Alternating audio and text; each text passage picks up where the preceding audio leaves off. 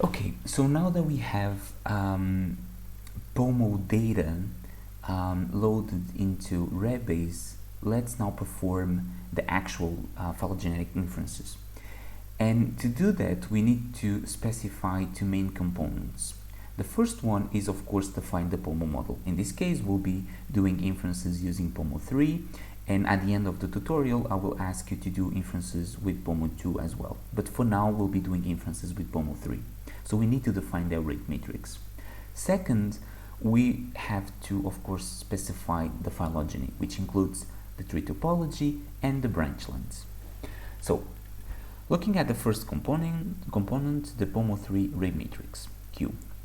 So, POMO 2 and POMO 3 have some parameters in common. As I've told you, one of them is the population size, the allele frequencies pi, the exchangeabilities rho, and of course we are using a reversible mutational model.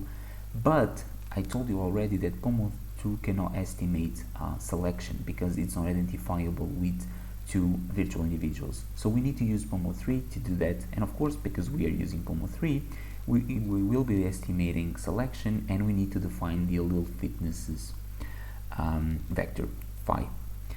And to do that, we'll be using this Fn reversible POMO for n function. So just so you know what kind of parameters does this function has as input parameters, as arguments, sorry. So we can just type question mark like this, and then the name of the function, and then you can see what it has. For example, has arguments. This function takes the number of individuals, and because we are using POMO 3, the number of individuals is just the number of virtual individuals, which should be 3. And then of course the vector of allele frequencies pi, the vector of exchangeabilities rho, and the vector of fitness coefficients pi. And these are the variables that we still need to define. So regarding the population size, as I told you, this should be 3. This is not stochastic node because we are not estimating the virtual population size. We know it in advance, and it's 3, so we just define it as a fixed node. And it's done. Now, regarding pi, rho, and psi, we need to define these parameters as stochastic. So, for the allele frequencies, we just define Dirichlet prior with a very general prior, and we, as a move, we'll be using the beta simplex move, which essentially chooses one of the components of this vector, it changes it, and then it rescales everything to 1 because these are base frequencies and they need to sum up to 1. So yeah, so essentially, but this is pretty much what we have done for the nucleotide substitution models tutorial. And we just do that, and we see, for example, pi is of course a vector of 4 elements, a, c, g, and t, and you can see that they sum up to 1. Okay, 2 more parameters that we need to define are the exchangeabilities and phi, the fitness coefficient vector. To define rho, we just use an exponential prior, and as a move, we'll be using this scale move, and we need, of course, to define 6 exchangeabilities. Why? Because there are 6 pairwise combination of alleles when we have 4 alleles.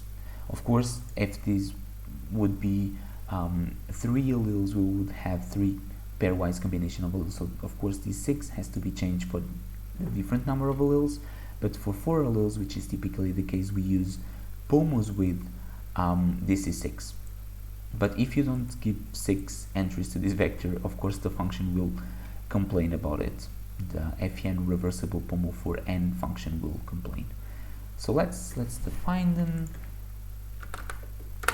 So let's look now at our vector. Does it make sense? Yeah, it makes sense. So 6 entries, we are good to go. And now let's define the fitness coefficient vector.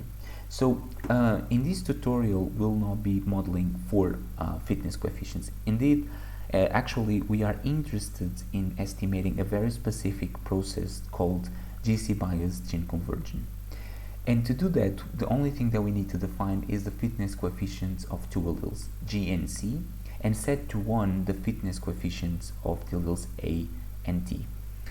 So instead of defining phi immediately, we'll be just defining gamma, and gamma will be the GC bias rate, and I'm just defining it again as having an exponential prior, and again we'll be using the scale move to shuffle a bit this parameter through the MCMC, and to define the vector fitness coefficients we'll of course use a deterministic node, as you can see, and of course it has 4 entries, the fitness coefficient of A, C, G and T, but because we are interested in modeling GC bias in specific, the gamma parameter is only present in the second and third component where C and G's are represented. And yeah, so we define phi. So let's do it.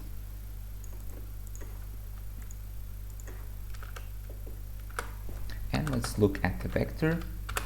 Of course, first entry is 1, so this is the fitness coefficient of A, this is the fitness coefficient of T, and the fitness coefficient of C and G are equal, and this is what it was randomly determined. Okay, so once we have n, pi, rho, and phi defined, we can then construct our ray matrix, and we just use the FEN reversible Pomo for n function, and of course this is a deterministic one. So we are good to go. Sorry for that.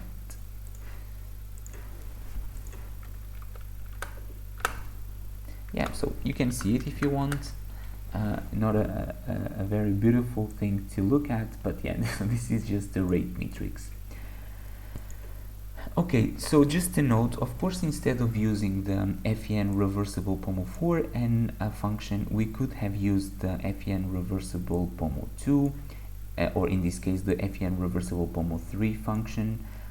It would be the exact same thing, okay? But sometimes if we wanted to estimate the population size together with pi, rho and phi, we may, for example, set n to 3, which will be our virtual population size, but we can estimate the effective population size. So this function here has again the population size as an entry, but what it represents, so I'll show you, is the effective population size.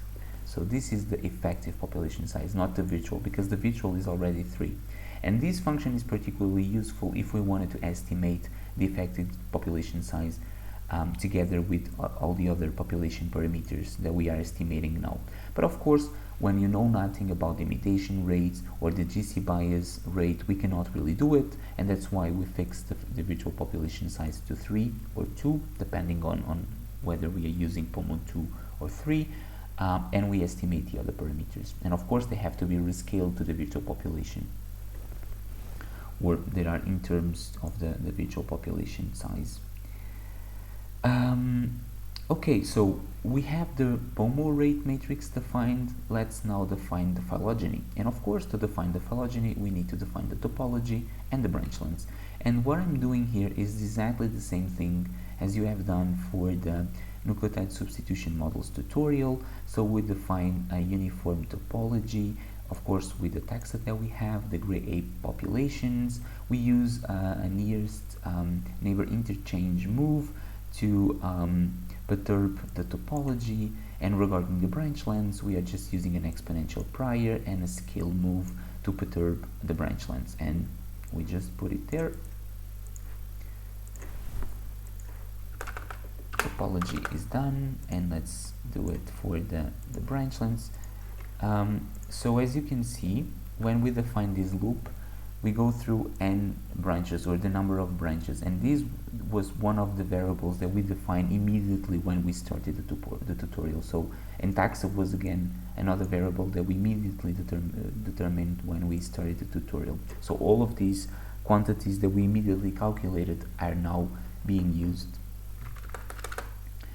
Okay, of course, finally, we have to combine the topology and the branch lengths to define the phylogeny, and of course, the phylogeny Psi will be a deterministic node. So we just do that. and it's done. So Psi should now look like a phylogeny. So we can see the branch lengths, we can see the taxa, so we are good to go. Okay. Up until now, we have, of course, defined many quantities, but we need to tell Rebase that this is a continuous time Markov chain, because we have defined the topology on one side, we have defined the rate matrix on the other side, but we have to put this all together. And to put this together, we use the dn philo ctmc function. And as you can see, the arguments is again the phylogeny, the POMO rate matrix, and we have to tell that the type is natural numbers. So this is not DNA as you are probably used to. This is the specific character type that POMOs require. So we just do that. So we are telling that the sequences are being produced by this continuous time Markov chain, but up until now the program Rebase doesn't know how this continuous time Markov chain relates to the observed data. So we need now to tell, look, this process that we are defining is producing this very specific data set that I loaded a few minutes ago. So to do that, we just use this clamp command, and as you can see, we are now telling, okay, the rate matrix that I just gave you, the phylogeny that I just gave you should produce the data that we just loaded in Rebase. And finally, we need to wrap up the model, and to do that, you probably know this already, we just need to choose one of the parameters to wrap up, and I just chose pi. You could have used rho, psi, wherever. So let's just do it. And yeah, so the POMO model is now completely defined. So just to summarize what we have just done in Rebase, we sort of implemented this graphical model representation of POMOs. So initially we started by defining the POMO3 rate matrix.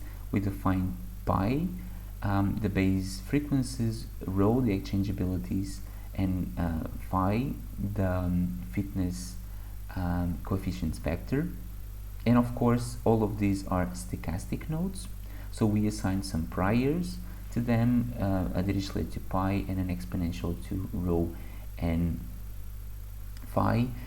And for the population size, of course, it was a fixed node because we're using the virtual population size, which is 3 for this case.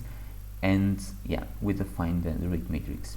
Then we define the phylogeny by creating two stochastic nodes, the branch lengths, which followed an exponential prior, and the topology, which was following a uniform topology prior. And yeah, then we put them together using the phyloctmc. So we're essentially telling that there's a continuous time Markov chain happening here, and then we clamp the data. And finally, we wrap up the model by choosing one of the variables, and we chose pi to wrap up the whole thing. And now we are good to go to perform Markov chain Monte Carlo inferences on our model.